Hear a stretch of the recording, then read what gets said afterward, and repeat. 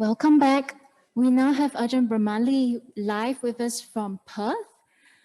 Before I invite Ajahn to start the talk based on our Vesak theme this year, I'll give a short introduction of Ajahn Brahmali. Ajahn Brahmali, who was born in Norway in 1964, first became interested in Buddhism and meditation in his early 20s. Having completed degrees in engineering and finance, he began his monastic training as an anagarika, keeping the 8 precepts in England at Amaravati and Chithurst Buddhist Monastery.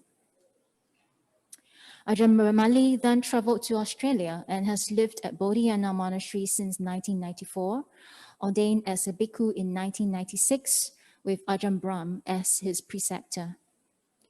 He has been instrumental in most of the building and maintenance projects at Bodhiana Monastery and at the emerging Hermit Hill property in Serpentine. Ajahn Brahmali's knowledge of the Pali language and of the sutta is excellent. He has been getting more and more popular over the years, traveling around Asia and making the teachings of Buddha easily accessible to all. So without much ado, I will then hand the video over to Ajahn Brahmali to give us the talk today on the awesomeness of the Triple Jam. Thank you. Okay, thank you. So welcome everybody to this Vesak celebration. As is usual in Buddhism, the way to celebrate Vesak is to do some Dhamma activities. Yeah, listen to a talk, contemplate the Dhamma, maybe even do some of the contemplation, put it out into practice in a good way. So we're going to reflect a bit on what the Dhamma is about. And in particular, I've been asked to talk about the Ratana Sutta. You know the famous Ratana Sutta. It's often considered one of the 3 sort of, what is it called? 3, I'm not sure now what the name they use is. It's kind of one of the 3 core suttas of Buddhism or something like that. The Metta Sutta, the Ratana Sutta, and the Mahamangala Sutta. Yeah, the Metta Sutta, obviously, perhaps the most celebrated sutta in the Pali canon, for many people. And then you have the Mahamangala Sutta about the blessings, which is about how to live our lives in a good way. And then you have the Ratana Sutta. And the Ratana Sutta is about the Triple Gem, the celebration of the Triple Gem and the qualities of the Triple Gem. That is what it's about. So it's about the awesomeness, the awesomeness of the Triple Gem. Yeah, you know what I mean? And that's why this is titled "Why Triple Gem is So Awesome" is the title of this talk. So we're going to talk about the Ratana Sutta.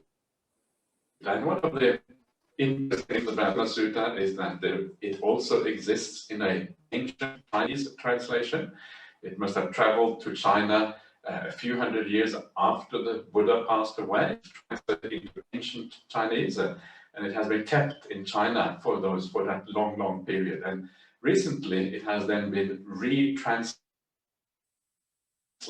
back to English again, with Ratana Sutta that we have in the Pali Canon. And you will see that it is almost exactly the same. There's only one difference. There is an extra verse in the version in Chinese language, one additional verse. And that additional verse, it celebrates the power of samadhi, the importance of samadhi on the Buddhist path, which is kind of interesting. Yeah, it kind of fits with the rest of the message of the Ratana Sutta, which is this celebration of the important factors of the Dhamma and the Buddha and the Sangha. Now, you may think that Vesak is about celebrating the life of the Buddha, so why talk about the Dhamma, why talk about the Sangha when it's about the life of the Buddha? But these 3 things, Buddha, Dhamma, Sangha, they are so closely related to each other, you cannot really separate them in any really meaningful way. The Buddha is the originator of the Dhamma. The Dhamma is an expression of what the Buddha discovered on his awakening night. So the Dhamma is really, when you read the Dhamma, you get an insight into the character of the Buddha. This is what the Buddha is, his insight. This is what makes a person a Buddha. So the Dhamma is just an expression of the awakening of the Buddha. So you can say that when you contemplate the Dhamma in the right way, actually you're getting a deeper understanding of the Buddha himself.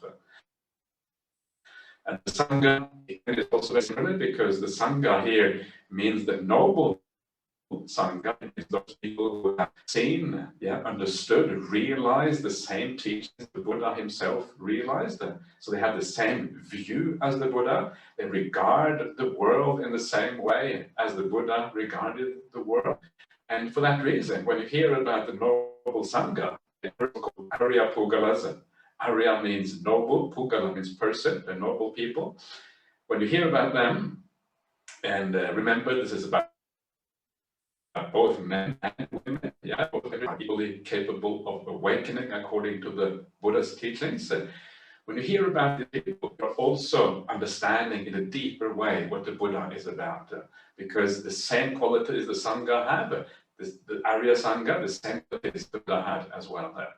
So it is appropriate to talk about all of these three things, and we get a deeper insight into all three of them at the same time. Now, the context of the sutta is quite important. I gave a talk here for the BF last night on Vesak Eve. Some of you probably heard that talk. And there was a question, what is the blessing of the triple gem? What can it do for us? Does it have any effect? Does it really work? How does it work? Or that sort of question. And it's a good question. These are a very important question. It matters to be a bit inquisitive and try to understand how things actually work. And the background story to the Ratana Sutta, this story is found in the commentaries. They explain why the sutta came to be, why the Buddha spoke these verses. And according to that background sutta, there was a time when there was a famine. There was a lot of hunger and people didn't have enough food. In basically one of the cities of ancient India, the capital of the Vajjian Republic. It was like a kind of prototype democracy almost, because it was the Vajjian Republic. And at some point, they had a famine. It was quite regular in ancient India to have famines. Because they didn't have the modern methods of agriculture. The weather didn't cooperate, and we had a problem because it was very difficult for them to get crops to grow in the absence of the right weather conditions. So famines were quite regular, and you can read about this in the suttas and also the Vinaya Pitaka, the regulations for the monastic community. The Vinaya, you can find it there. So they had a famine, and it was getting so bad. People were dying left, right, and center. The number of corpses were just kind of growing up. More and more corpses, and they said the bad spirits would come because some of these bad spirits, I don't know if they were thinking of the bad corpses or whatever, and everything was getting very terrible in Vesali. And so they decided that we need to do something about this. What they decided was to send for the Buddha. Let the Buddha come to Vesali so he can kind of help us and sort out this particular problem.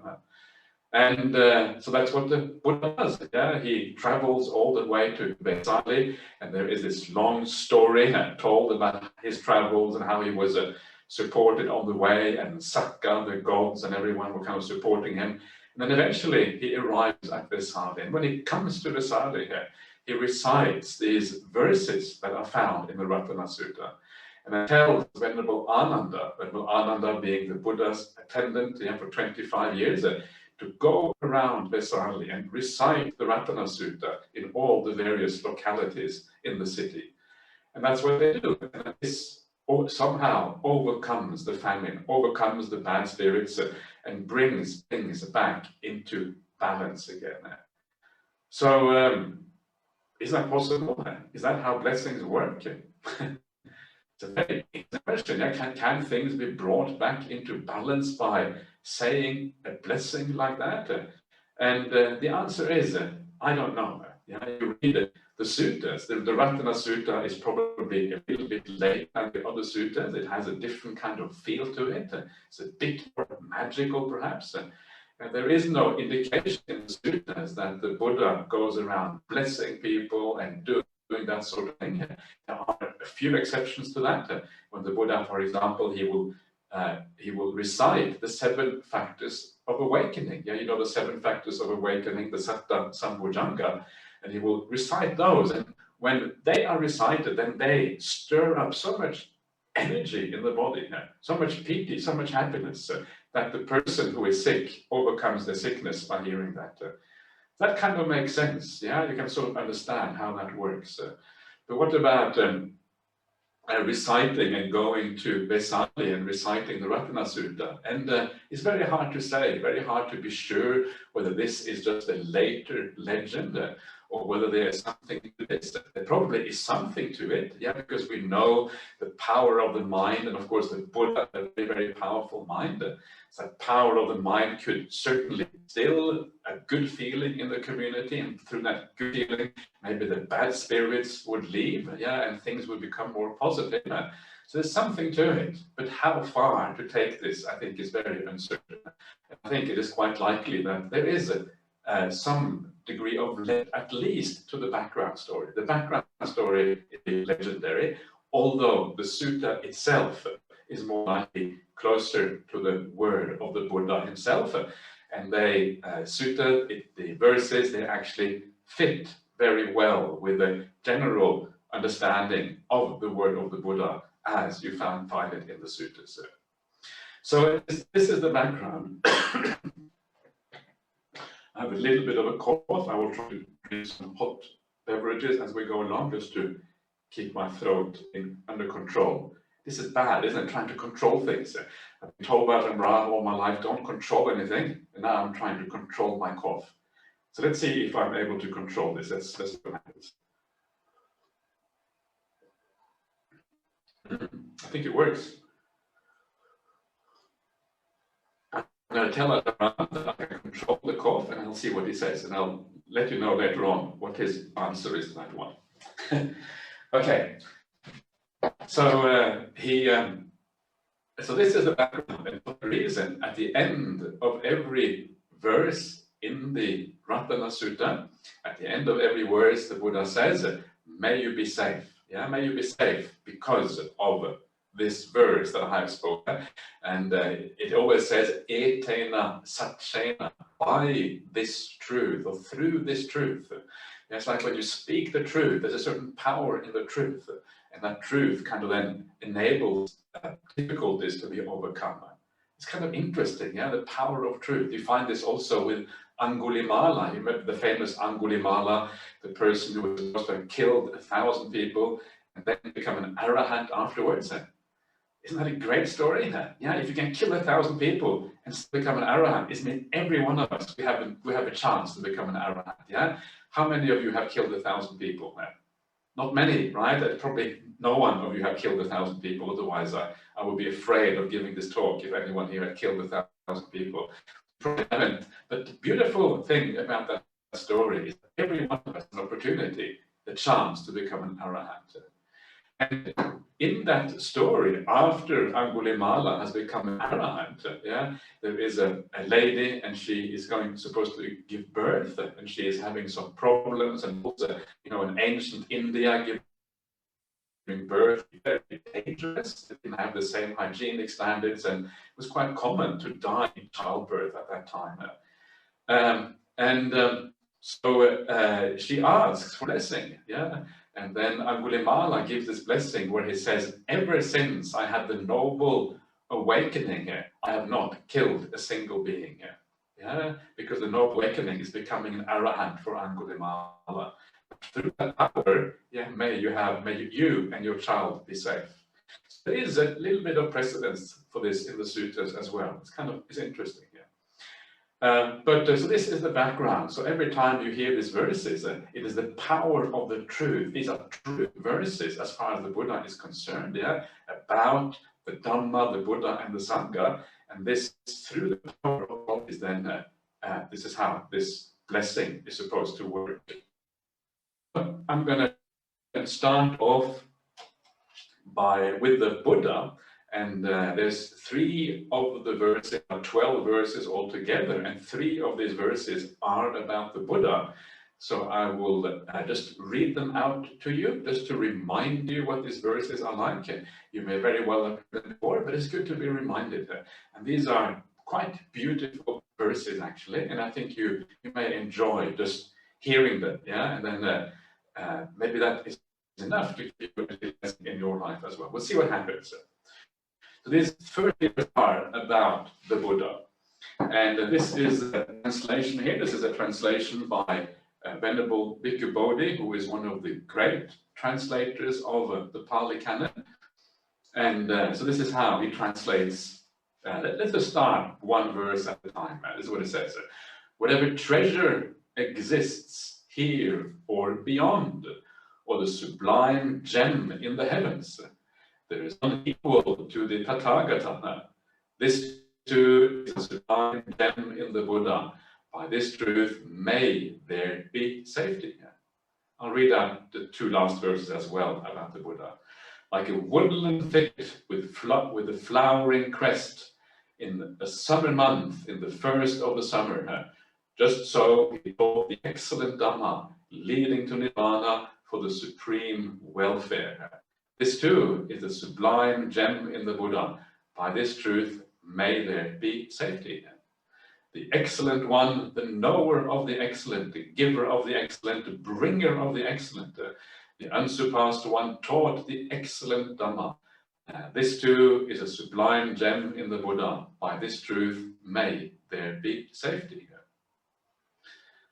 So here it starts off by saying that wherever gem there is in the world, yeah, whatever gem, and it says here or beyond, and beyond, of course, is in the future. And it says even if it is in a heavenly gem, whatever kind of realm it is, and of course in the heavenly realm, the gems are even more beautiful than they are in the human realm. Very powerful things. Whatever there is in the world, the best of that is the Tathagata. The Tathagata is the Buddha. The word Tathagata is the word that Buddha always uses about himself. It has a kind of mystical sense to it. It's a word that was used in ancient India about people who had achieved some great realization, a great insight, and they had a slightly mystical tinge. So anyone who was called the Tathagata was a bit mystical in their insight, in their understanding of reality. The word itself means something like one who has arrived at the truth, yeah, or one who has thus arrived or thus come, something like that. But really, one who has arrived at the truth, I think, is expressions. So one who has arrived at the truth. Yeah, it's a bit mystical, but also quite inspiring, because we're all seeking the truth. Because if you have the truth, of course, then you have the ability to let the truth be a guide in your life. If you lead your life by falsehood, there's no way you're going to get anywhere at all. You have to lead your life by truth. Otherwise, it's going to be impossible. So that is the idea here. The Buddha is the greatest gem that you can find. No gem, whether on earth or in heaven, equal that of the Buddha.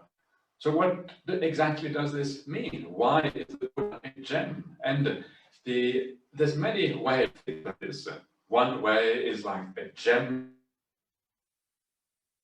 is something that sparkles and shines. If you have a diamond, you put it in the right light, it sparkles. The diamond, the point of it is supposed to sparkle and shine.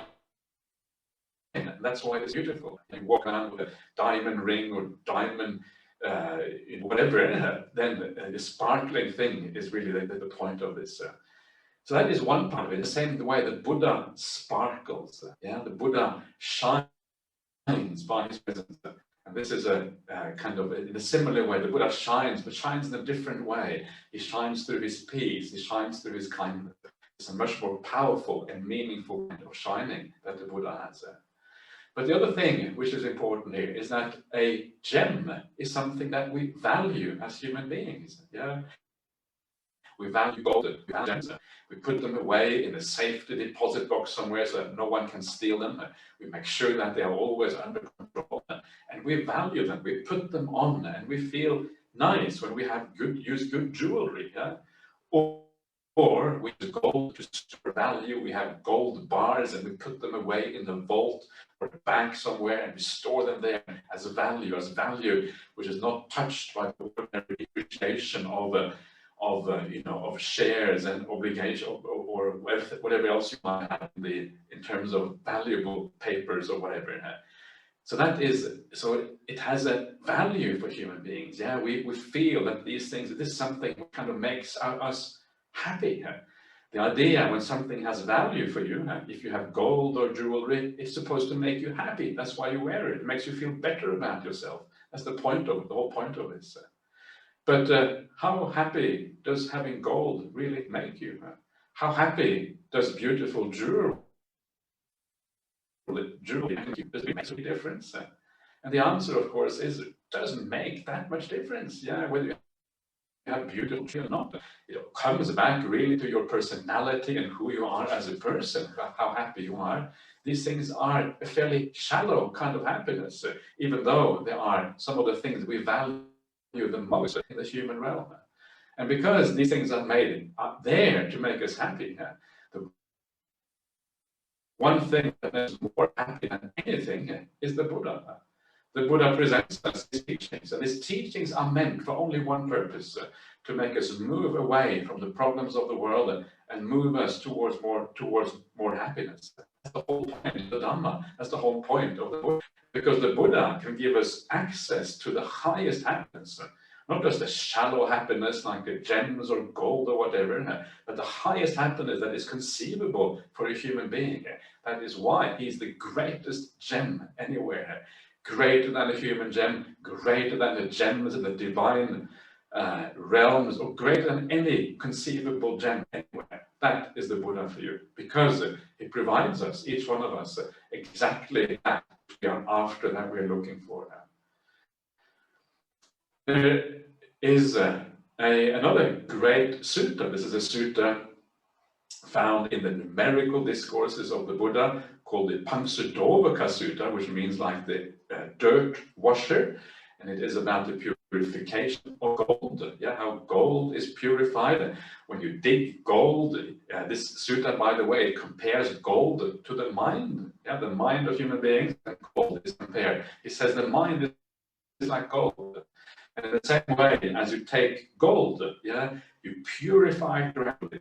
First of all, you dig it out of the ground, and when it dig the gold out of the ground, it doesn't look very interesting. It looks like dirt. Yeah, it is kind of gray. It doesn't sparkle. It doesn't really. There's nothing special to the gold. It doesn't have that beautiful golden color or anything like that. So then you have to refine it, get the dirt out of it, and the dirt you have to get out in many stages. First of all, you get the coarse stones out, and you get the sand out, and you get the refined dirt out, and finally you put that gold in the furnace and you burn out the final defilements. And then when you burn out the final defilements, and all you have left is pure gold. When you have pure gold, then it is beautiful, then it is shiny, then it is special. And the Buddha says the mind is like that. The mind is like gold. Yeah. Beautiful idea of the mind being like gold, precisely because gold, again, is so precious to human beings. And so we refine the mind exactly in the same way as you refine gold. Yeah? You take the mind and then you take it through the process of giving up defilements, starting with the coarse ones, knowing to begin with the bad defilements, then the middling ones, the refined, really refined defilements of the mind into the furnace. Yeah, the furnace is like meditation practice, because meditation has the power to purify the mind of all the defilements ultimately. You put it into the furnace of meditation, and when you come out of the meditation, mind shining, beautiful, powerful, and it's gold because it is conducive to the highest happiness that is conceivable. Just like gold is supposed to be conducive to happiness for human beings, the mind is conducive to happen, especially that mind that shines and is brilliant, is beautiful after taking it through this process. So that is the greatest gem in the world. But for each one of us individually, our own mind is like gold. It is just waiting to be refined. Yeah, if you start refining your mind like gold, you start to experience the inner gold. And the inner gold is somewhat conducive to happiness than the outer gold. If you want real gold in your life, throw away those gold bars. Yeah, do like Ratana, that famous monk in the Ratana Sutta. He said to his father, when his father put up this great stack of gold in the drawer, and then he said to Ratana, son, give up the monastic life, forget being a monk, instead come back and enjoy all this gold. Yeah, and here is your old wife, and just enjoy yourself. And then Ratana says to his father, if I were you, Dad, may I give you some advice? And his father, no, okay, give me some advice. He said, okay, if I were you, I would take all this gold, I would put it into sacks, I would close the sacks, I would load the sacks onto carts, and then I would take the carts and drive them into the middle of the river Ganges. The river Ganges is enormous and very deep and full of water. Then I would take those sacks, take the carts down into the rivers. This is what we should do with the gold, yeah, the gold of the world, because by getting rid of the gold of the world in this way, this was Ratana's idea, yeah, because this gold is just going to be troublesome for you. Getting rid of that gold, you can start refining the gold instead, the gold that really is valuable in life. That's a nice story, but it's not really what the Buddha demands us to do. What the Buddha says, he says more like, well, what we should do, we should refine the mind and build up the inner happiness instead, yeah? And understand where real happiness is to be found. And when we do that, we start to reprioritize a little bit. I'm going to have a little bit more of a drink because my throat doesn't start becoming funny again.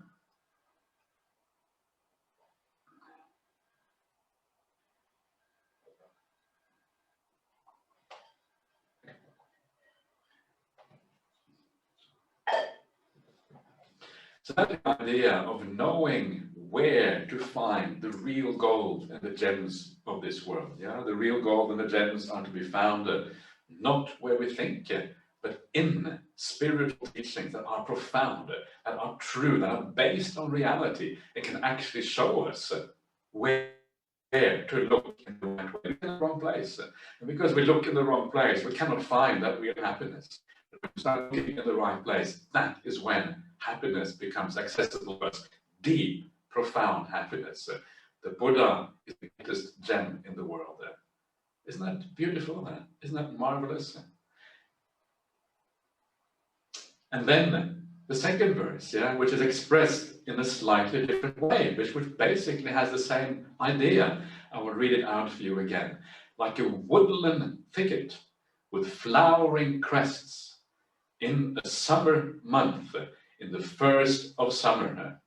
Just so he taught the excellent Dhamma leading to Nibbana for supreme welfare. It's comparing the Buddha to like a Dhamma, or the Buddha, not both probably here, to a woodland thicket with flowering crests. Yeah? You can imagine, and in the first of summer, it's like the spring. You can imagine maybe like the very, very famous cherry blossom they have in Japan. Yeah, every year you see the pictures from the very famous cherry blossom in Japan, and it's very beautiful. Yeah, when you have these trees with all the flowers, there's something magical about that. Very attractive when you see that. And you can see why that cherry blossom in Japan is so famous. Yeah, because of that beauty that you find there. And this is like this: the woodland thicket, flowering trees, the flowering in early spring. In the same way, that is how the Buddha taught the Dhamma. Yeah, it's beautiful. When you hear the Dhamma, is if you hear it and you understand what is going on. There's a beauty to this. It's powerful. There's like an elation because you feel you are in the presence of truth. You're in the presence of reality. The Buddha says, "Be kind," and we all know that kindness is the path to happiness. Do you have any doubt that kindness makes you happy? Do you have any doubt that if you are unkind, you're going to suffer from it? And if you have doubt about that, reflect on it. Yeah, try to understand why this is the case, that kindness always brings happiness. So the flowering beauty of the forest, this is the beauty of the Dhamma. Of course, it goes way beyond kindness. The Dhamma goes all the way to the very deepest of things. And this is why it talks about here. He taught Nibbana for the supreme welfare. In other words, the supreme benefit, the supreme happiness, the supreme aim, the supreme goal, the supreme purpose of life. This is what he taught the Dhamma for. The highest benefit you can have as a human being is called Nibbana. And Nibbana is this very interesting idea. And you may wonder how you can ever get any idea of what Nibbana is about. And the first thing that we should start to do when we come to the word Nibbana, we should start to translate it, because don't translate it. Here they haven't translated it, because we haven't translated it. If we don't translate it, we leave it very ambiguous as to what it means. But in ancient India, when they heard the word Nibbana, they would straight away have a feeling for what it is, because for them it was their natural language, and for them these words had meaning. And what it means is extinguishment. The extinguishing of something. So he taught the Dhamma for extinguishment, which is the highest benefit for human beings. How can we understand this? How can extinguishment be such a benefit? Strange. What do you mean extinguishment? And I'm not sure if I want to be extinguished, actually. Maybe I'd rather be extinguished. You know what I mean? It's hard to get that. You can start to understand why this is so powerful and why this is like the greatest benefit, like the flower tops in the woods. It is so beautiful. If you can start to get that, then you start to understand what Buddhism is all about. And the way to think about this is to ask yourself, when are you more happy? Are you more happy when your mind is full of thoughts, thinking about this, thinking about that, trying to get things done, trying to meet deadlines, you're rushing around, restless, agitated, because there's so many things to be done at work, in your family, at the Buddhist Fellowship, whatever it is, how do you feel then? And you don't feel good, right? You know what I mean? It feels stressful. It feels like your mind is preoccupied, thinking all the time. It's like you cannot stop thinking. It just goes on and it tires you out, and it's just awful after a while. So that is one side. The other side, how do you feel when you are at ease? When you are really relaxed? When thinking starts to die down, you start to feel a bit empty inside. When you're doing some meditation practice and you're starting to feel the emptiness and the beautiful peace inside of you, which ones of us two is better? And you all know, I'm sure, that obviously the one that feels better, the one that is really powerful, is when you feel peaceful. When you are at ease, when you're not thinking like this freight train, this thing rushed forward at 150 kilometers an hour. Don't do that in Singapore, because you might go to jail if you go that fast. But on some German autobahn or something, we can go really fast, just rushing along with no stopping, restlessly traveling on. That is much more suffering. And this gives you an idea why extinguishment is happiness. Because when you extinguish that thinking mind, when you extinguish that restlessness, when you calm down, that is when you become happy. This is the beginning of extinguishment. And then as you deepen your meditation further and further and further, the less things are present, the more things calm down, the more powerful is the experience, the happy you feel as a consequence. Extinguishment is it. Yay, extinguishment. You understand what it's about. It's beautiful. It's uplifting. It makes you happy. It reduces suffering. Extinguishment is the highest gift to humanity from the Buddha. Try to see if you can make sense of that. It's a beautiful. And then the last of these three verses, the Buddha, it says that the excellent one, knower of the excellent. So the Buddha, because he is the Buddha, what that means is that he understands what is excellent in the world, the Dhamma. And because he understands that, he becomes the giver of the excellent. That is how the Sangha, that's the Dhamma, and then the bringer of the excellent is a similar kind of thing, the Dhamma and the Sangha arising from the Buddha. Everything about the Buddha is excellent. He is the excellent, he teaches the excellent, and he it gives them to each one of us if we are ready to take it on board. And the unsurpassed one, there's no one greater than the Buddha. Yeah, and you see that in the sutras. In the sutras, you always have this idea that all the great gods of ancient India, and the great gods of ancient India are like Brahma. Yeah, the supreme being of ancient India is Brahma. Brahma comes to the Buddha and begs the Buddha to teach Dhamma. Yeah, so there is no God that can compare to the Buddha according to the sutras. Why? Well, because the Buddha had real insight. The Buddha had real understandings. The Brahmas, gods, they have only been reborn where they are because of good karma, not because of that insight. So the Buddha is like at the apex, at the tip, at the highest point of all existence, whether it is devas or whether it is human beings. He is unsurpassed. So that is the Buddha, yeah? And I would recommend you, if you want to understand the Buddha more, one of the things to get a feeling for the Buddha is to read some of the sutras, read some of the words of the Buddha. What you will find when you do that is that you will find the Buddha, he is talked about in many different connections when he meets with different people, how he deals with different people, yeah, how he deals with Angulimala, the great murderer, how he deals with people in debate. There's lots of debates there, how he deals with the conceited Brahmins who think they are the best, how he deals with the simple people in the world and teaching simple Dhamma, how he deals with the monks, the lay people, the kings, the devas, yeah, all of that is in there. And often it gives you a feeling for the Buddha as a person, a feeling for this person who in many ways is the way that he is superior is actually sometimes surprising. Yeah? We often think of the Buddha as superior because of all the supernormal qualities or whatever, but that is not what really comes out in the sutras. What comes out in the sutras is someone who has enormous kindness, a lot of care, a lot of understanding, yeah. Someone who has eternal patience with the people around him and who can teach them this profound, beautiful teaching, but in simple words, in words that each one of us is capable of understanding. That is really what the Buddha is about. So we need to, I think, drop all the supernormal stuff a little bit because it's kind of interesting. Yeah, of course, it's interesting in a certain way. But that's not really what the Dhamma is about. The Dhamma is about the understanding, the insight into reality, and the ability to teach that insight to other people. So we too can practice the same path. So anyway, if you wish, that is something you can do.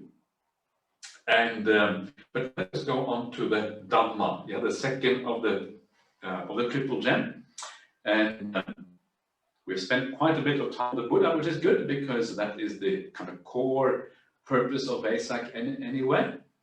So this is what the Buddha says about Dhamma, yeah? Or I'm not sure the Buddha says this because it is spoken as if the Buddha is in the third person, so it's a bit unclear. This is what it says. Ending, dispassion, the deathless, the sublime, which Sakya Muni concentrated, attained. There's nothing equal to that Dhamma. This too is the sublime gem in the Dhamma. By this truth, may there be safety. The purity that the Supreme Buddha praised, which they call concentration or stillness without interval. The equal of that stillness does not exist. This too is the sublime gem in the Dhamma. By this truth, may there be safety. So there you are. So you can see here, there's two things here that is emphasized about the Dhamma, two main things, yeah? And one of them is Nibbana, called the deathless, the sublime, etc. Yeah? In other words, the highest attainment of the Buddha. And the other thing, very interesting, which is talked about here, is Samadhi. Yeah? Samadhi, in other words, that high achievements of stillness of Buddhist path. This is the other thing which is emphasized in these verses. So Nibbana on the one hand, and Samadhi, stillness, on the other. Interesting, because it shows you something very powerful about the idea of importance of Samadhi on the Buddhist path. It is one of those things that is often debated in Buddhist terms, how much Samadhi, how much stillness do you require, etc. But it is here a core, so it's something that everyone should really be aspiring for. You should be aspiring for it in its own right, because it is a very powerful, beautiful state of mind which really takes us beyond our ordinary life and our ordinary world. So for that reason, we should aspire for it, but also because of its power to lead on to the very highest, which is Nibbana itself. Yeah? So Samadhi and Nibbana, these two beautiful things that are so closely related and go together in this way. So first of all, here you have ending this passion, the deathless, the sublime. Yeah, these are different ways of talking about Nibbana, the Dhamma that the Buddha attained. Yeah, ending, yeah, the ending of things, especially the end of the anarthas, the ending of all defilements, the ending of suffering. Yeah, the end in Buddhism, ending is great. In the world, we like to stop things. We like to acquire things. We like to move towards things. We like craving, because craving drives us onward. In the Dhamma, the opposite is the ending of craving, the ending of movement, the ending of going anywhere, which is great. It is contentment, satisfaction in what we have already. That is what the Dhamma is all about.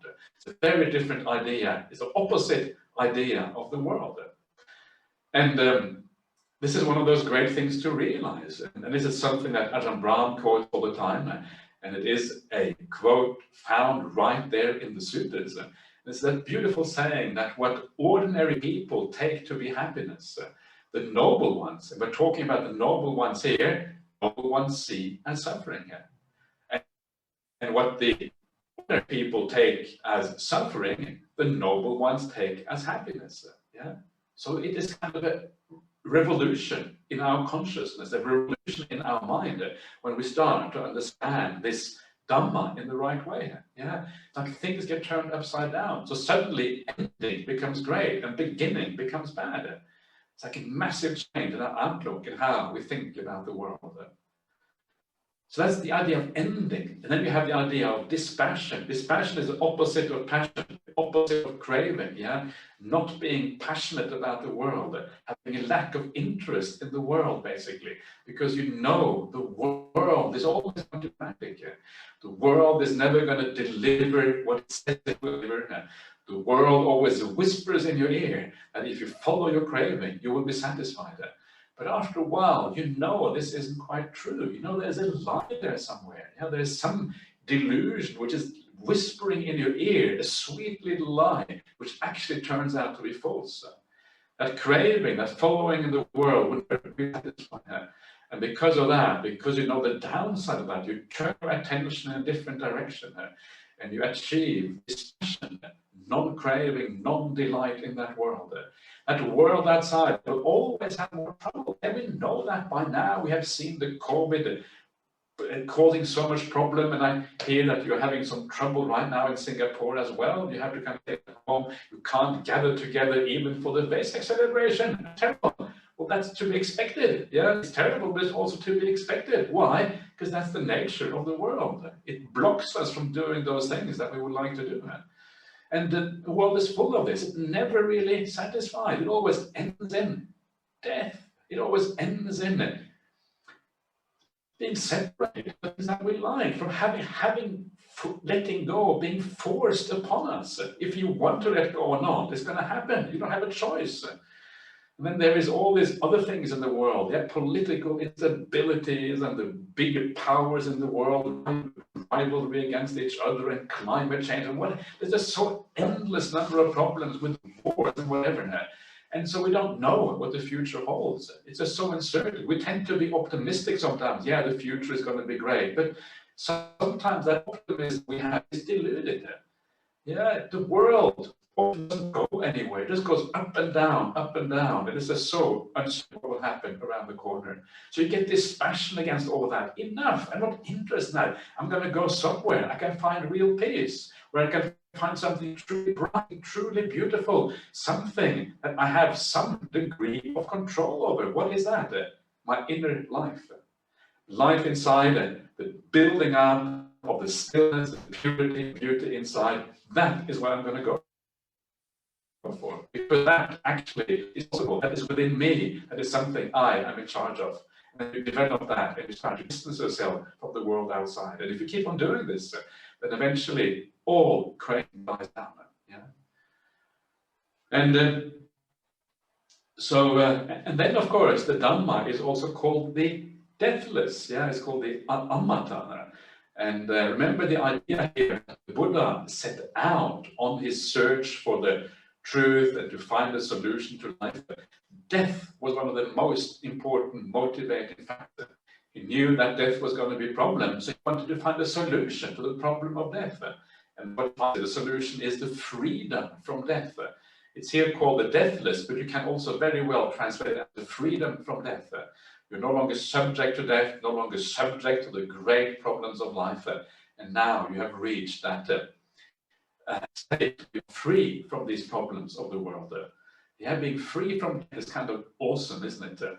That's what the Buddha explains. And then it is sublime, this Dhamma. The Dhamma is sublime. So now we have kind of looked at the negative sides. Yeah, you are getting rid of all the negative things. But the Dhamma is also sublime. It is beautiful. It is uplifting. It makes you experience the highest happiness experienceable for human beings. Contentment. Sublime is such a beautiful word. Yeah, sublime is something exquisite, something really, really special. Yeah, the best in the world is called sublime. The best in the world is what? It is the Dhamma. That's why it is sublime. So that is what the Sakyamuni, it says here. Yeah, the Sakyamuni is a word that was used in slightly later Buddhism, and in Mahayana Buddhism, it's used a lot. Sakyamuni means the sage of the Sakyans, because the Buddha came from the Sakyan clan. He was the sage of the Sakyans. And it says concentrated, samahito. Yeah? He was concentrated. He attained this through concentration.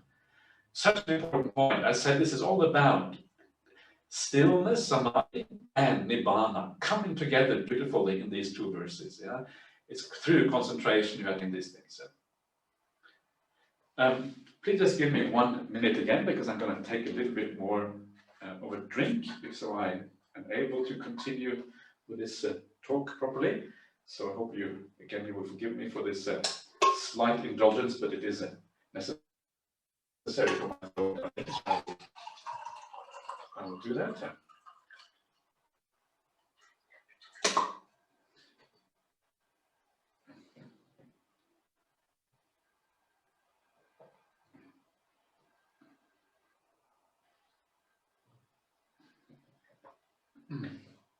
Oh, that's better. Okay.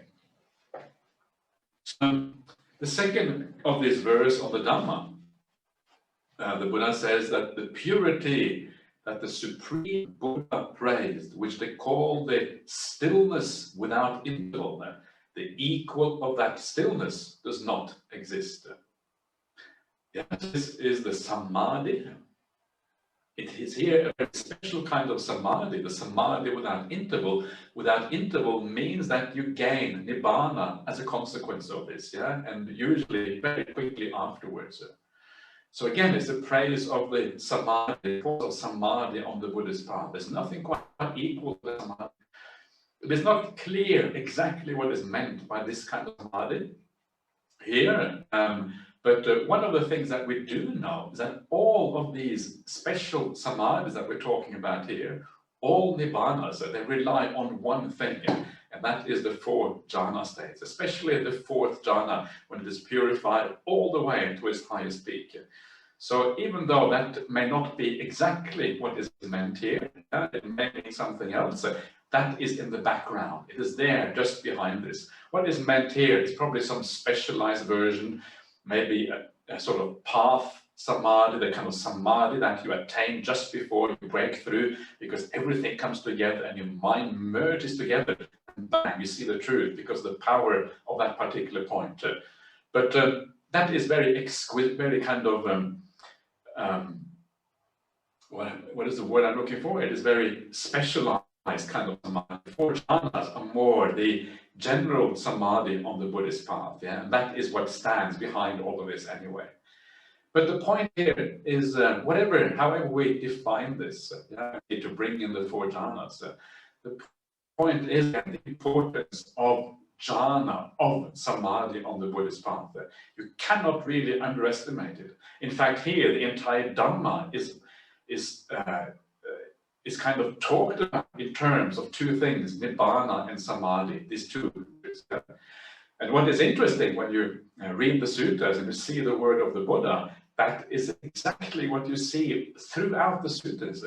The idea that there are 8 things in the world that are special, the 8 Uttarimanusa Dhamma, the superhuman qualities, and these are the 4 noble ones, the 4 kinds of noble ones, and the 4 jhanas. Yeah, these are the superhuman states. But the Buddha again and again in the sutras. He talks about the jhanas. The jhanas are the footprint of the Tathagata, the footprint of the Buddha, just like the stages of awakening. Yeah, also a footprint of the Buddha. Actually, that's when you go even further and you realize the Buddha himself. So these are very closely related to each other. The jhanas in the sutras are called the happiness of awakening. And the reason they're called that is because the happiness you attain in the jhanas is very similar to the happening you find in awakening itself. So the Dhamma is, and not only that, but there's also something about the jhanas which is very otherworldly. To be able to really let go of the world I was talking about before, the world that is so problematic. The jhana stages are the first time you let go of that world. And then you do it more thoroughly in Nibbana itself. But the jhana is the beginning of letting go of the entire world outside. There's a lot of commonality between jhana and Nibbana, and why they build on each other and why they always come together in this particular way. It's very interesting, if you have been in some of those debates about the importance of samadhi on the Buddhist path, you have it right here, the significance. Yeah? It is right there, core aspect of this triple gem, if you like. Yeah? So now let's move on to the Sangha, yeah, and have a quick look at what it has to say about the Sangha. And there is by far the most verses on the Sangha. So I'm going to go through them fairly quickly because we have seen, I think, some of the most inspiring things we have seen already, and we'll bring out some of the inspiring things about the Sangha itself. So the first verse here is the 8 persons praised by the good constitute these 4 pairs. These worthy of offerings are the fortunate ones' disciples. Gifts given to them yield abundant fruit. This too is the sublime gem in the Sangha. By this truth there be safety. So this is just almost like a definition of the Sangha, the Aryan Sangha, the noble Sangha, and it talks about the 8 persons, the 4 pairs, and these are noble ones, the stream enter, the once returner, the non-returner, and the arahant. The 4 pairs, and for each one of those, you then have one who is on the path to attain that attainment. So you get 8 noble people, yeah. And they are worthy of offerings. These are the Buddha's disciples. Yeah, until you get to this point, you are not really fully a Buddha's disciple yet. Only when you get to this point, because at this point you have insight, you have seen what the Buddha himself saw. You know the Buddha's teaching through your own insight. At that point, true disciple of the Buddha, because you are a bit like the Buddha himself. After this point, yeah, you know the path, you know the 4 noble truths, you know what you have to do. And it says here they are worthy of offerings. Yeah, gifts given to them yield abundant fruit. And so the point here, the reason why they are worthy of offerings is because they have the most vital message that is possible to have in humanity. Nobody has a greater ability to create happiness in the world, to help people overcome suffering. Nobody's message is more important than this. No teacher can teach you a higher, more important thing to understand for your own happiness and well-being in life. You know what it's like? We praise our ordinary teachers in the world because they teach us mathematics or writing or whatever it is. But that is important, and of course we should praise that, because that is also very helpful for us to live, to exist, to make a living. Yeah. But ultimately, we want to be really happy. We want to be happy in a much deeper way than just living. And the Buddha is what gives us the deepest kind of happiness. The noble disciples are what give us that. They are the supreme teachers in the world because they give the highest gift that is possible for anyone to give. Just like we might give a gift to an ordinary teacher in the world, how much more would you want to give a gift to someone who gives you the highest blessing, the greatest thing that anyone can give? And the Buddha says then, if you want to gain much merit, well, this is where you gain the most merit, if you give to these particular people. So you may think now, well, how do I know? Yeah, how do I know that I can, who these people are? Yeah, that's the natural question to arise. What do I do now? How can I, I would like to make some good merit, yeah, because why not? It's good to make some good merit. So how do I find out? Can I ask these noble ones, excuse me, are you an arahant? I wouldn't recommend that, yeah, because excuse me, I'm an arahant is not going to work, because some scallywags might say yes, and the arahants might not answer. You may not find out anything by that method. Or you might ask other people, but how do you know that other people know? Other people might not have a clue at all who is an arahant. Everyone thinks their teacher is an arahant, or at least a stream enter, right? So that too is a bit dodgy. So what is the answer? And the answer is that in Buddhism, the best way to give a gift is to the Sangha, yeah? To a Sangha where you feel inspired, you feel drawn towards, you feel that the teaching are authentic, that match with the teaching in the sutras, and when you feel confident, you feel inspired, you feel drawn towards that, that is the right time to give. And it is the right time to give because it leaves a very powerful impression on your mind. If your mind is clear, your mind is rejoicing, your mind is confident in what you're doing, the impression is very powerful. That means a powerful impression means strong karma, because it's very easy to remember later on. That is then the right way to give. Yeah? You bypass a little bit the problem of having to find out who the areas are, because you give to the Sangha in a much broader sense. Then you're doing the right thing. Yeah? So that's the noble ones, yeah, the greatest teacher in the world. Of course, there's much more about them.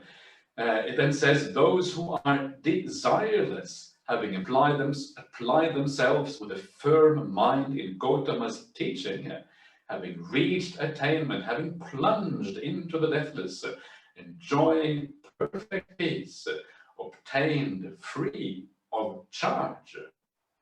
Yeah, they are desireless. Yeah, no desire, and again, it sounds so strange. How can you be desireless? What kind of life is desireless? It sounds boring, right? Desireless. You just sit there and just feel grey and boring and pointless. But no, that is the wrong way to understand. Desirelessness is beautiful. Whenever you feel peaceful, the reason you feel peaceful is because you have less desire. You know that desire actually agitates you. It destroys the peace, it destroys the true happiness inside. There's a beautiful example on the Noble Eightfold Path, and it talks about the Noble Eightfold Path, and it says like, desirelessness is like the upholstery of the wagon. You know, the wagon or the chariot is the simile for the Noble Eightfold Path. Yeah, it's the chariot called the Noble Eightfold Path, and in that chariot called the Noble Eightfold Path, desirelessness is like the upholstery here. The upholstery is what makes you comfortable, right? It's like a sofa with upholstery or whatever. That's what makes you comfortable and at ease. And in the same way, on the Noble Eightfold Path, what makes you comfortable is not desire. It's not running after things. It is the giving up of desire. because when you give up desire, your mind becomes steady. The mind becomes kind of even. It doesn't rock up and down anymore like it used to before. It's steady, moving along in a beautiful way, and you feel at ease. You feel relaxed because of that. Yeah, this is the beauty of desirelessness. It's what gives the upholstery to the carriage of the Noble Eightfold Path. So desirelessness is great. It's so counterintuitive from how we normally think about life. And that desirelessness is the desirelessness that the noble ones have with them to at least some extent. And they have applied themselves with a firm mind in Gautama's teaching. Yeah, because once you understand the Dhamma, once you understand, you see this, that it's as if right view is always driving you in the right way. Your mind is firm because you cannot deviate anymore. You know the teaching through your own insight, and then you have the firmness of mind drives you on the path. Yeah, you're heading in the right direction in Gautama's teaching. Gautama, of course, being the Buddha himself. And then, having reached the attainment, plunged into the freedom from death, the deathless, enjoying perfect peace, obtained free of charge. Free of charge. Yeah, you don't have to pay anything to obtain the perfect peace. The highest benefit, the greatest thing in the world, don't have to pay anything. All the things that you have to pay for, the lesser things. The stupid things, the shallow things, the superficial things that I don't pay for in the world. But the things that are really profound, the perfect peace, the highest happiness, the greatest contentment, there's nothing to be paid. And you might think that the payment you do is the giving up of things in the world, the renouncing, that is the payment. But no, the renouncing is not payment at all. The renouncing is itself part of the solution, part of the peace, part of the happiness. When you take up a life to live better, when you decide to be more generous in your life, when you decide to be more caring and kind and compassionate to the world around you, you are the main beneficiary. You feel happiness because of that. Every step on the Buddhist path is part of that happiness, part of moving you in the right direction, is a part of this perfect peace, which is obtained free of charge. Every step is obtained free of charge, and every step of happiness leads to more happiness down the track. Nothing to pay, only things to be gained. All you have to do is change your view, understand the nature of reality, head in a new direction, and happen as a consequence. The next verse. As a gate post planted in the ground would be unshakable by the four winds, similarly I speak of the good person who, having experienced them, sees the noble truths. Yeah, once you become one, once you become a stream enterer or a once returner or non-returner or an arahant, at that point you are firm. You have seen the truth. It can never be taken away from you. That vision of the truth, of the Dhamma, is far stronger than any vision you can have in your life. It is a kind of truth that leaves no uncertainty behind. You're absolutely sure no one in the entire world can shake you in any way, just like the firm pillar standing in the ground. The same thing is happening to you.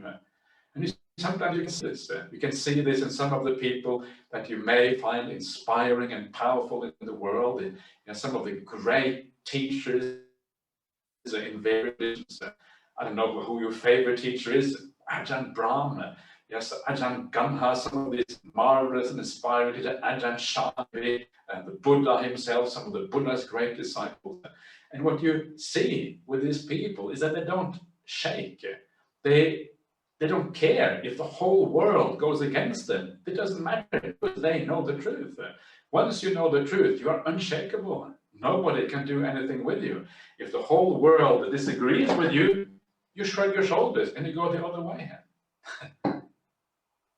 Isn't that powerful? To be able to go the opposite of everyone else. Almost all people in the world, we are such that if everyone says you should go this way, well, we tend to follow along. It is very rare to find someone who is able to resist everybody else. But this is the nature of the Aryas, because they are firm like a pillar.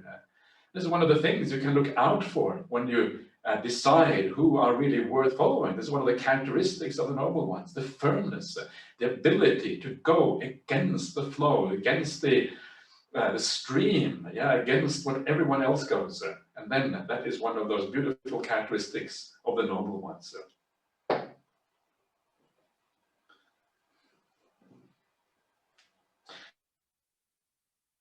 Okay, go on to the next one now.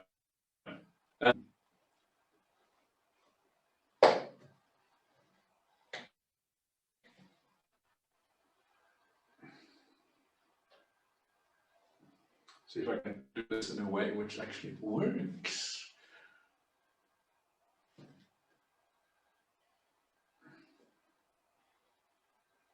Okay. So the next one here, those who have cognized the noble truths, well taught by the one of deep wisdom, even if they are extremely heedless, do not take an eighth existence.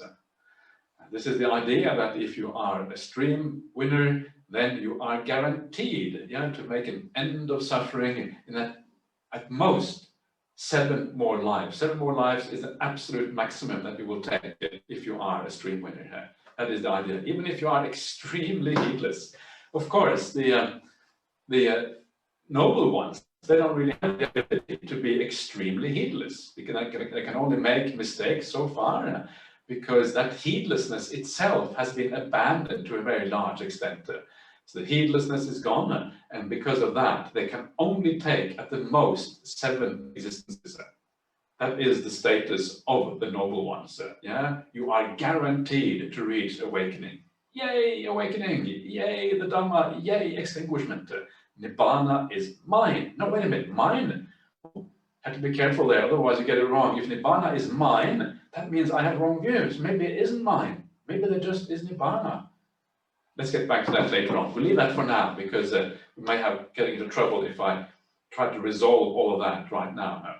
So, a few more verses to go. I will go fairly quickly because we are running a bit out of time. But the next one, together with one's achievement of vision, 3 things are discarded. The view of the personal entity and doubt, and whatever good behavior and observances there are. One is also freed from the 4 planes of misery and is incapable of doing 6 deeds. So one is you have the vision. The vision is becoming a stream enter. 3 things are given up. One is the personality view, personal entity. You no longer have the view that there is a real person inside of you, a permanent thing, always sitting there, always being the real you. You understand that that was a delusion all along, a delusion that has caused you endless suffering, because this delusion, excuse me, makes you cling to the world, hold on to the world, and clinging and holding on there. That is how you experience so much suffering. By giving up that illusion, it also enables you to give up suffering at the same time. You have given up doubt. You have no doubt anymore about the real teachings of the world. You know the Buddha is the real teacher, the Dhamma is the real teacher. You are capable of taking anyone else as a teacher in the world. Doubt is gone. You know the real you. You also have no doubt about goodness in qualities, about what your good qualities are. You know to look inside. You know whether what you have is a defilement of the mind or whether your mind is pure. Straight away you know. This is something for most people very hard to discern. Am I acting out of purity, or am I acting a little bit out of attachment? That kind of dilemma that we often have in life. Well, the Aryas don't have that dilemma anymore. They know exactly what are the good qualities and what are the bad ones.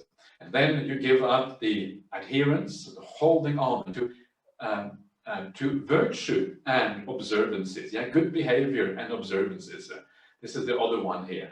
In other words, you don't cling to these anymore. And the reason you don't cling to them is because they become part of you, part of who you are as a person.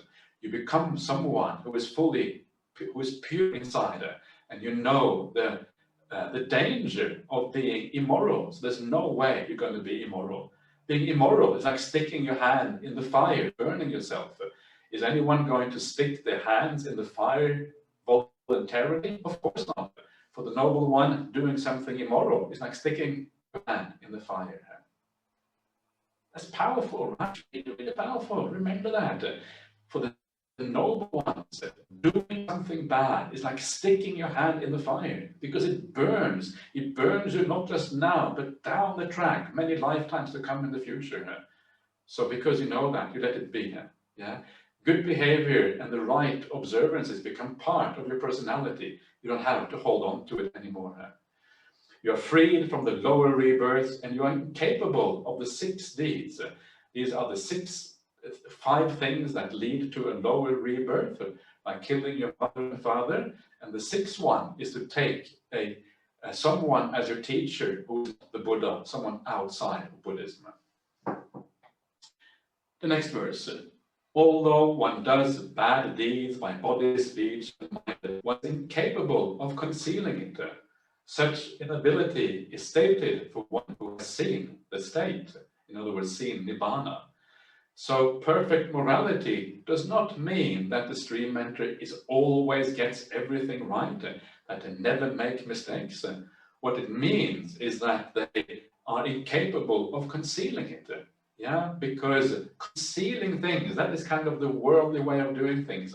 We don't want other people to know about our bad things. It's ashamed, yeah, and we don't want other people to know.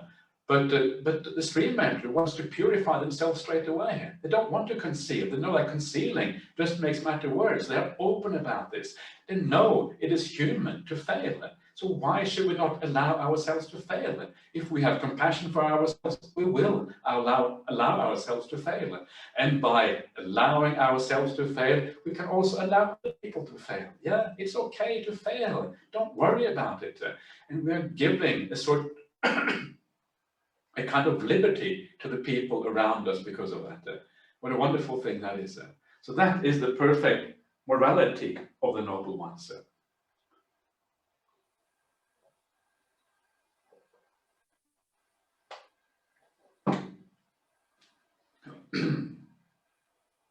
So now we come to the very last verse, and it goes as follows. The old is destroyed, there is no new origination. The minds are dispassionate towards future existence. With seeds void, with no desire for growth, those wise ones are extinguished like this lamp. This too is a sublime gem in the Sangha. By this truth may there be safety. This is the most profound one of all the verses. It's very beautiful. The old is destroyed. This is like the karma, the karma that would otherwise lead to rebirth. That karma no longer has the ability to lead to rebirth. It's like it has been destroyed. It has destroyed the power of the karma to lead to anything in the future. There is no new origination. There is no more making of karma, no more building up of these things. The past karma is gone, and no more building up of new karma. The minds are dispassionate towards future existence. You're not interested in existence anymore. You don't care about being reborn. You don't really want to be reborn. Instead, what you want to be is you want to be extinguished. You want to have an end of all this, the endless running around, roaming around in samsara without aim, without goal, without anything really meaningful happening in your life. That is what you want to make an end of. And that's why you are dispassionate to your existence. You have no interest in it whatsoever. And the seed is destroyed. The seed is the consciousness which is planted in a future life. That consciousness will no longer be planted. And because it will not be planted, the seed has no power. It will not grow with no desire for growth. Craving allows consciousness to grow in the future life, to make more karma, to create more existences in the future. But now that the karma has been destroyed, the sankharas are no longer active, there is no growth in the future. And then comes the punchline.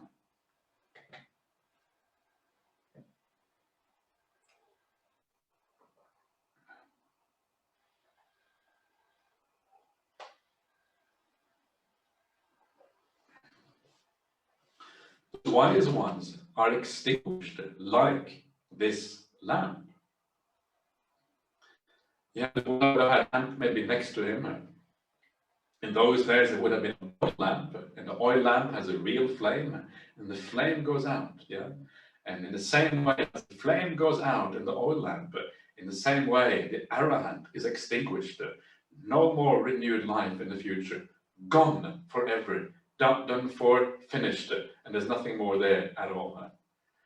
And again, this may seem very strange, very hard to really understand. Yeah, there's so much Buddhism in the present day which talks about like the eternal mind or things carrying on forever.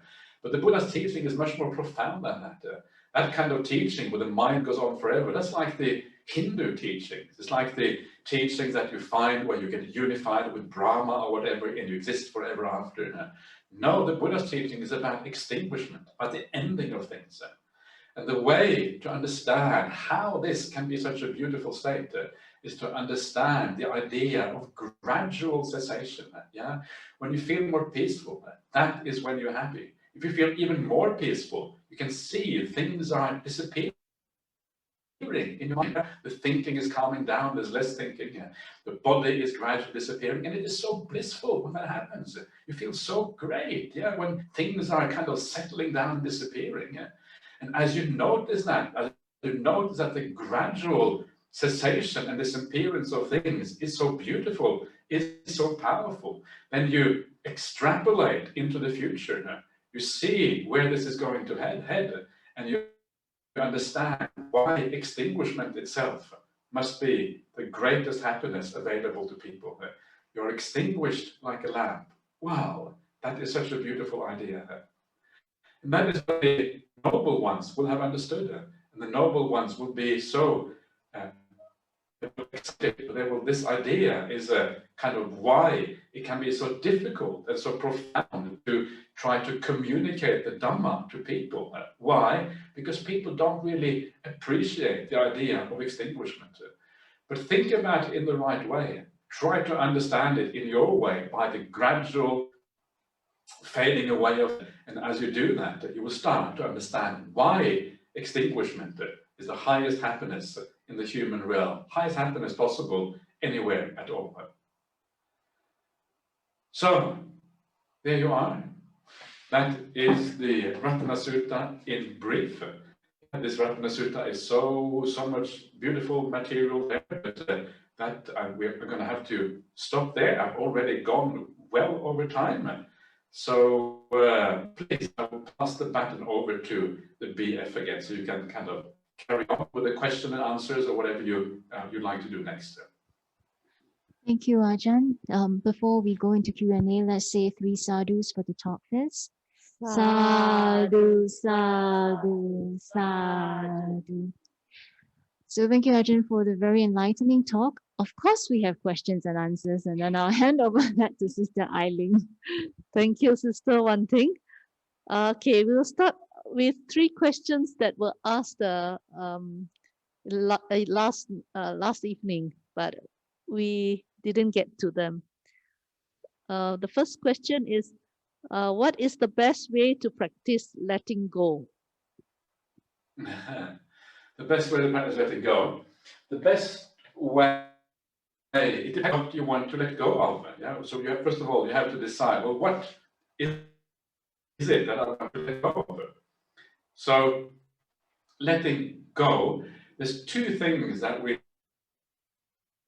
need to go. One of them is the external world, the 5 senses, if you like. Because when you let go of the 5 senses, all the external world, that is when it is and we are sort of trying to get. If you want to deepen your meditation, eventually it leads to samadhi.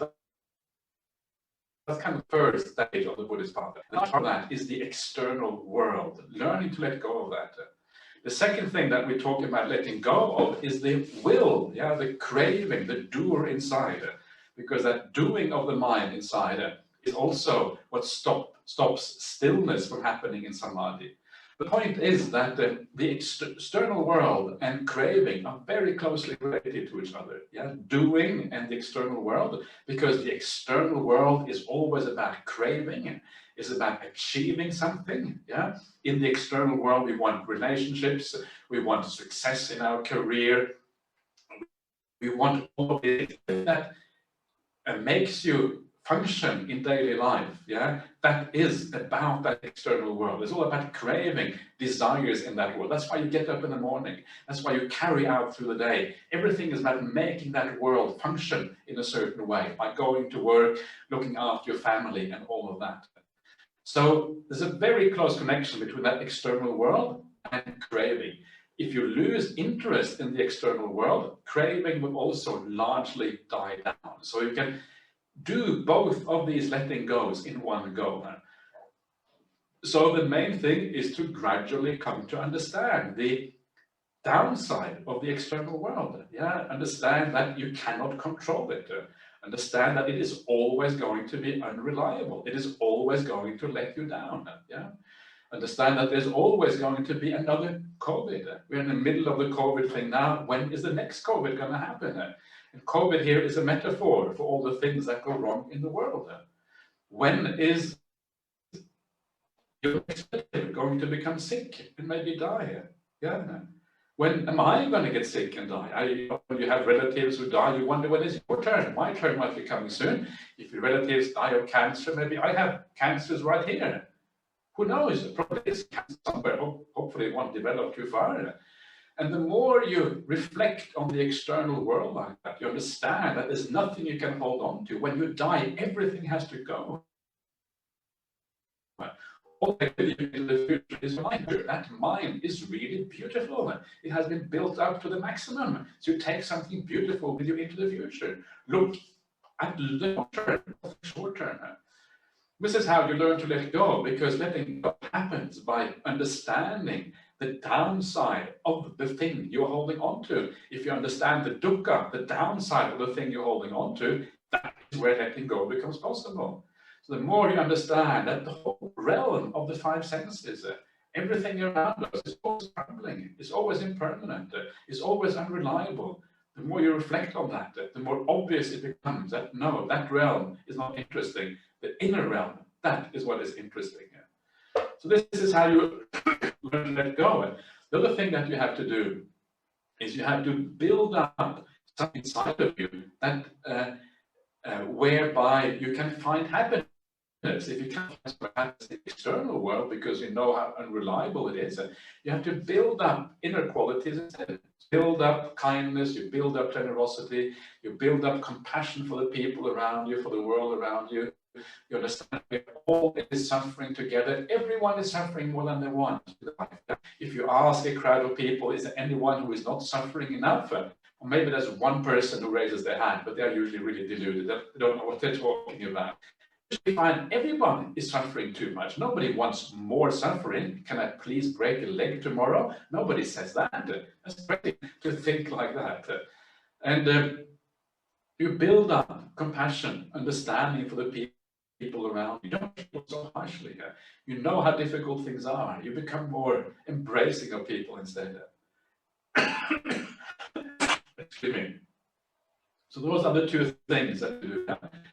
Learn to see the dukkha in the problems and build up the good qualities inside them.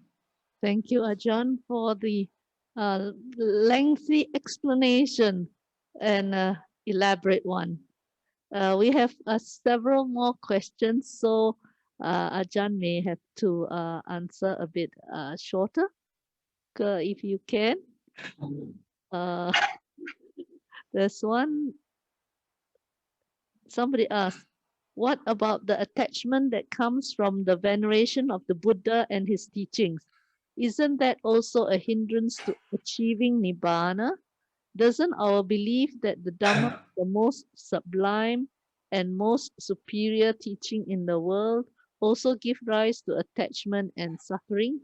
For example, some Buddhists may take offense at criticisms against the Buddha and the Dhamma.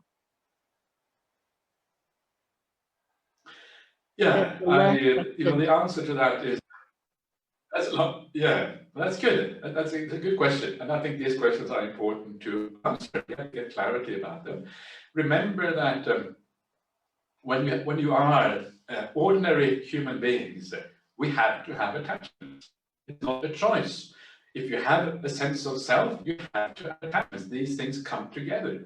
Why is that? Because the sense of self has to have certain qualities. Yeah, you have to define it somehow. There's something inside of you that you take to be yourself, and whatever that is, by definition, you have to be attached to, because it's you. Yeah, you think it is you, and that self is related to the things of the world. Yeah, it becomes the owner of things in the world. So we become also attention attached to things in the world.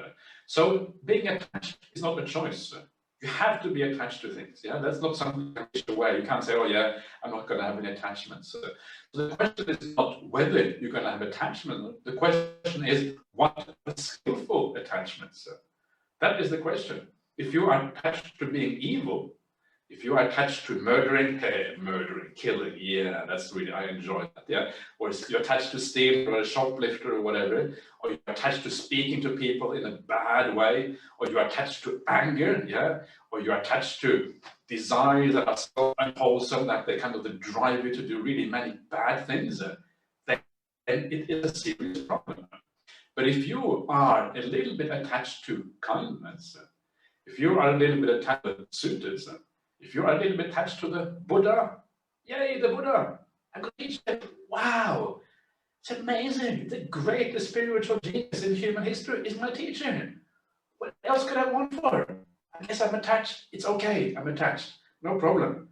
Why? Because that kind of attachment is going to lead you onwards on the path, yeah? Because you are attached to something positive. If you are attached to something higher, it means you can let go of the lower attachments. So it's like a way of learning to let go of the lower attachments so you grasp onto the higher attachments to let go of the lower ones.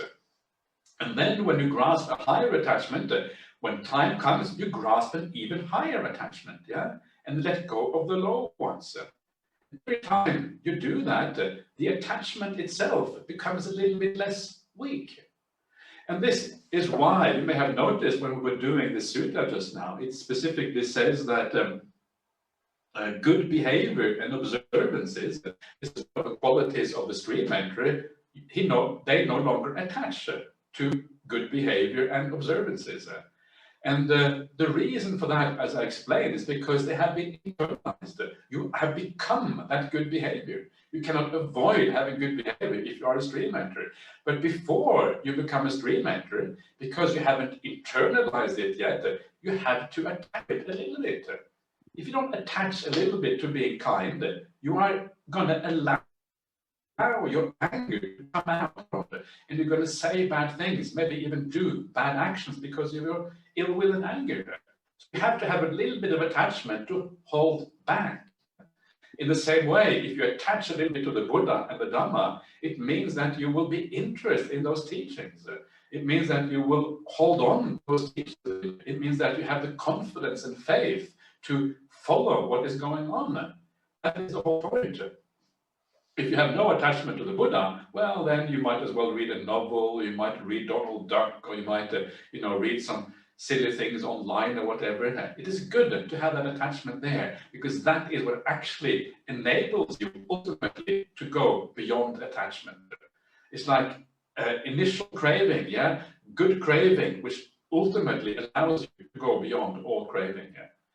That is the right way to think of it. Thank you, Ajahn. While Ajahn takes a drink, there's another long question. Please go ahead. Okay, we are told not to think or regret the past, and also not to worry or think about the future, because the future has not arrived yet. Why should we not think about the past? For we should learn from the past history to improve and not to make the same mistake again. Moreover, we should also think and plan for the future. Is it not, Ajahn? Metta.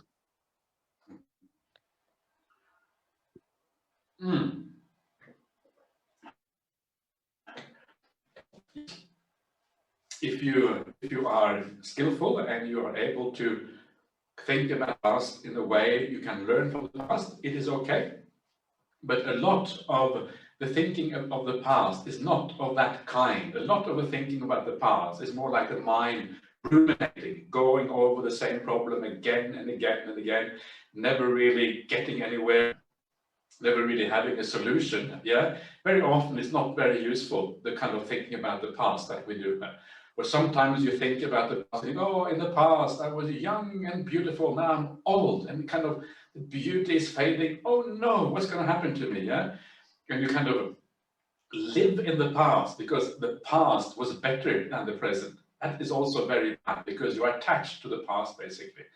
You may have noticed sometimes you have the great sports stars of the world, and have a cabinet full of big, you know, of the when they won the cup or whatever it was, and they put all these trophies in the cabinet, and then they live on that for the rest of their life, kind of thinking about the past, yeah, being stuck at the time when they were in their 20s, and the rest of their life, their mind is stuck in that. So the idea really is not to be stuck in the past, to think about it, or to even to regret it too much. Yeah, there's no point if we had some ill will in the past to kind of go around regretting it all the time and feeling bad about it. That is not very helpful. The only thing that you need to do is to say, I will make an effort to avoid the same thing in the future. And it doesn't usually help to think too much about the past. What you need to do is just to analyze very briefly what happened. And what you see is that maybe you said something wrong or you did something wrong, and then you analyze, yeah, and think, well, why did I say something wrong? Okay, that person, they were irritating, they irritated me, or something like that. So how can I look at that person in a new way so they don't irritate me in the future? That is how you should think about this, yeah? You don't have to look so much into the past, you have to just resolve the issue here and now by a little bit of insight. And then you look at that person and you see, well, they have their problems, yeah. They have their suffering in life. They have their conditioning. They can't help being but the way they are. Why should I be irritated by that? Let it be. Yeah, just leave it to one side. Next time you meet them, you have more patience because you have thought about it in the right way. So in that sense, you can think about the past, but it's more like a wisdom practice. It's not a dwelling in the past. It's not kind of either being satisfied or being horrified about the past. It's more like learning something immediately from wisdom. And about the future, a lot of the time in the future, I agree, sometimes you need to plan, yeah? But the planning is not the problem. The problem is when we dream about the future, we have ideas about the future, we fantasize about things. Yeah, we think, yeah, when I get so-and-so, I'm going to live like this and be like this, and we fantasize about the present, some kind of strange fantasy that is going on in our mind. Of course, if you plan, let's say you're on holiday somewhere, of course you have to calculate the number of days, you have to decide on which hotel you're going to stay in, all of those kind of things. Of course, you have to do that. But there is a difference here. The difference is that one of these ways of doing is deliberate. I'm going to deliberately think about the future to plan the future. The other one is not deliberate. The other one is the habit of the mind, which just goes into the future, whether you want to or not. It starts fantasizing. And the way that you will see that is in your meditation practice. If you do a little bit of meditation, you will find that very soon, how the mind habitually goes into the future or goes into the past, whether you want to or not. Yeah, it just does that. And it's not a deliberate act at all. It's just a habit pattern from the past. That is the problem. If it is deliberate, it means you can stop it at any time. You will never go into the future or the past if you don't want to. If it is not deliberate, it means that you won't be able to stop it when you don't want to. If you want to be peaceful, you won't be able to be peaceful because the mind will continue going into the future or going into the past. That is the difference. Deliberate and the habitual kind of thinking about the past and the future.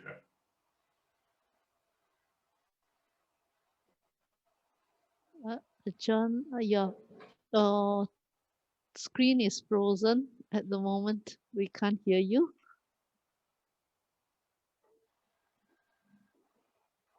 Can you hear me now? Yes, now we can, but we missed the Okay. last few seconds, I think. Okay, I would just summarize. I was just saying that if you're thinking about the past and the future is deliberate, if it is deliberate, there's no problem because it means you can stop at any time. But if you're thinking about the past and the future is habitual, then it is a problem because it tends to happen even if you don't want it to happen. Thank you, Ajahn. We have 4 more questions, Ajahn. Are you okay to answer them? I am okay. It's Vesak. We have to be okay. Yeah. So now is the time. Okay. Ajahn Brahmali, before the Buddha attained enlightenment, he was already able to attain the 8th jhana. I think she meant immaterial attainments. But he still could not realize Nibbana while attaining jhana, all jhana 1 to 8. It is only at the juncture when he recalled his attainment of the first jhana during childhood that ignited his aspiration to retrace his footsteps from first jhana to 4th jhana. Could you please confirm whether one's wisdom will decrease beyond the 4th jhana? No, I don't think that's the point. The point is not that your wisdom decreases. The point is that when he practiced those jhanas, he was practicing them under teachers who had the wrong view. Yeah, so he took on board the wrong, because he was practicing their way of doing things, he took on board their wrong view. And they were, it looks like they were Brahmanical, so they had this idea of the mind and this kind of stuff. So when he practiced the 8 all the way to the last immaterial attainment, he would have taken that wrong view with him. And because it was wrong view, it means he was not able to break through. But when he was a child and he was having his samadhi experience, he didn't have any views. Yeah, there was no views with that. So when the Buddha recalled that attainment, he recalled an attainment that was free of these wrong views. And that is why that was much more suitable for making the breakthrough than the later attainment that he had afterwards. It's not that the immaterial attainments give wrong view, but it's like you have to have before you enter these states. That is the problem. And that is why on the Noble Eightfold Path, Samma Samadhi is jhana plus the other 7 factors. And the other 7 factors includes right view. Without that right view, it's not called samadhi, right samadhi.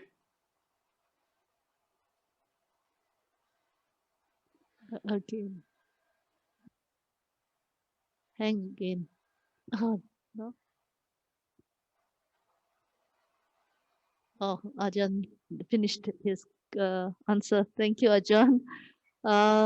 Someone else asked, how can one have a good reflection on this Vesak day?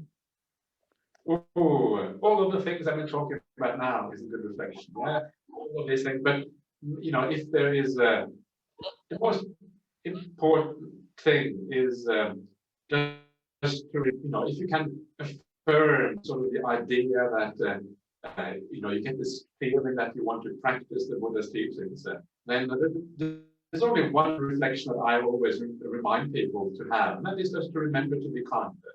Be kind in everything that you do. Be kind in everything you say. Be kind in everything you think. And if you can be kind at all times, being kind is not doing the bad, but also doing good things. If you can be kind all the time in this way, that is the life's work for you, because it's very difficult to always be kind. If you can always be kind, it means that you will be able to enter samadhi, enter meditation so easily. Yeah, it will happen so fast and so easily. The whole path will open up for you if you can do that. So that is the one reflection. Yeah, be kind. And then if you can do that, then you are really well on the path. And if you can't be kind, come back to the teachings. Remind yourself, listen to them again and again and again and again. And as you do that, you will then be, you will boost that ability to be at all times. Thank you, Ajahn. We have two last questions, so please do not send any more. From yesterday, we have Ajahn. Do you have any age limit for lay people to become a monk? Not,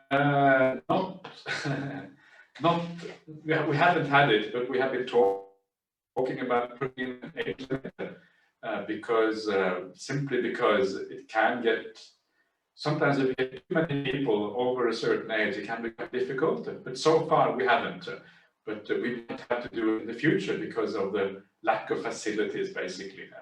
So we'll have to see what happens. Are you the person, someone who wants to ordain? They have anyway, it doesn't matter, whatever. But that's the answer. Yeah. Thank you, Ajahn. Last question. How does one know one has progressed on the path? I guess the Noble Eightfold Path or our practice.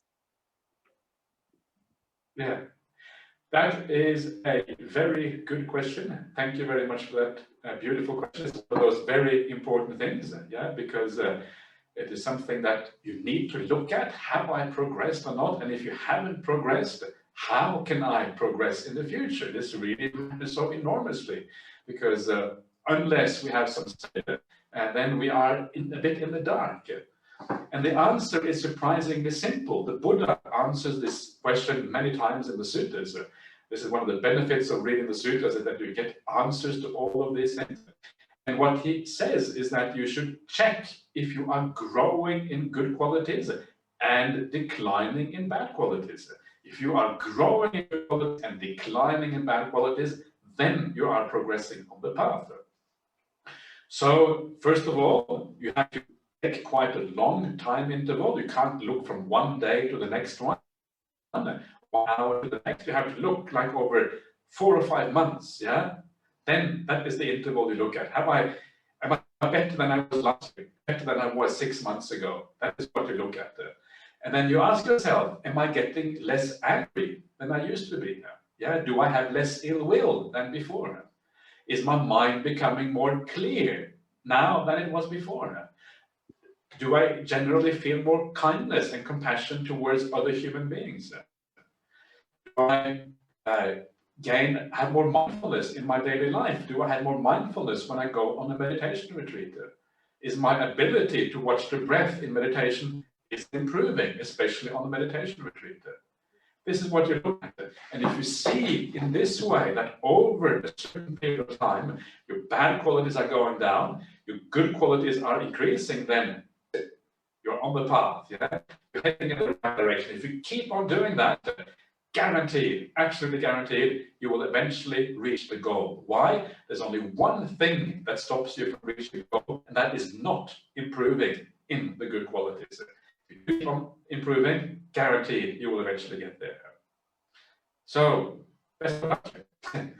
And that's it. Let's say sadhu, 3 sadhus. Sadhu, sadhu, sadhu. Thank you, Ajahn, for the lovely talk. Maybe could we ask for blessing and sharing of merits before you leave? Yeah, and then Let's do. We can also do the homage to the triple gem Eiling as well. Let's do that. I'll give it. At the end, we'll do the homage, or do you want to? Yeah. At the end. So we'll do the sharing of merit, then we'll do the blessing, and then we'll do the homage to the triple gem. Yes, thank you, Ajahn. Okay. So here we go. Idang me nyate nang hodu sukita ontu nyatayo. Idang me nyate nang hodu sukita ontu nyatayo. Idang me nyate nang hodu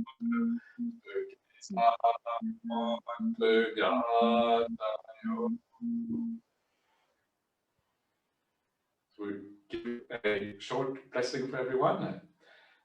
Ati me saranang anya, Buddho me saranang van, etena sachava, jena sotite, hotu sabada, nati me saranang anya, Dhammo me saranang varang, etena sachava, jena sotite, hotu sabada, nati me saranang anya, Sangho me saranang varang, etena sachava, jena sotite, hotu sabada. Sadhu, sadhu, sadhu.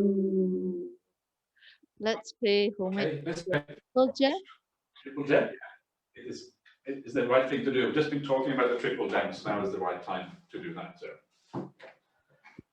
Arahang Sama Sambuddho Bhagava Buddhang Bhagavantam Abhivadami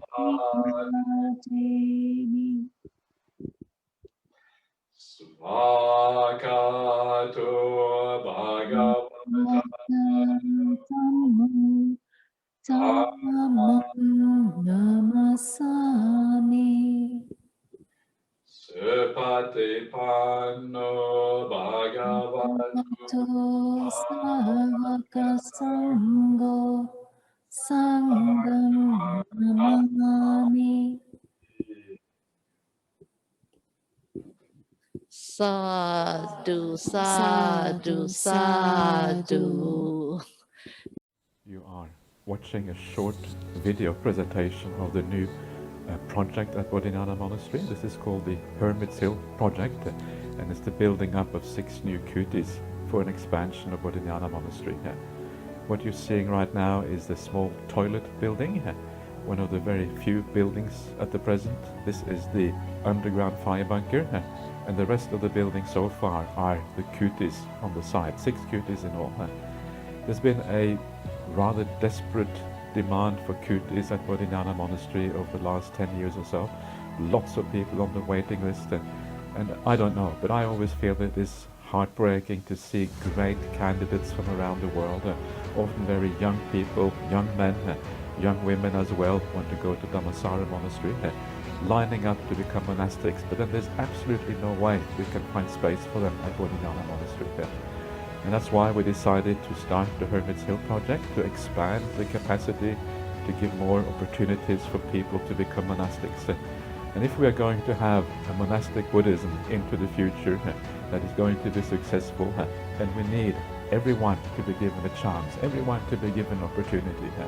And Bodhinyana Monastery is probably one of the best places in the world to become a monastic, both because of the natural surroundings, but also because of the teachings and the quality of everything that we have at this monastery here. After we have finished these kutis, we expect it to be finished within the next few months or so. Our next project is going to be a shower block for the new property. As you have just seen, there is no shower block at present, but without that it is not really going to be a properly functioning place. So that is our next project, and anyone who is willing to support that project, of course, we would be very grateful and very thankful for any support that we get. So that is the next project coming up. Thank you so much.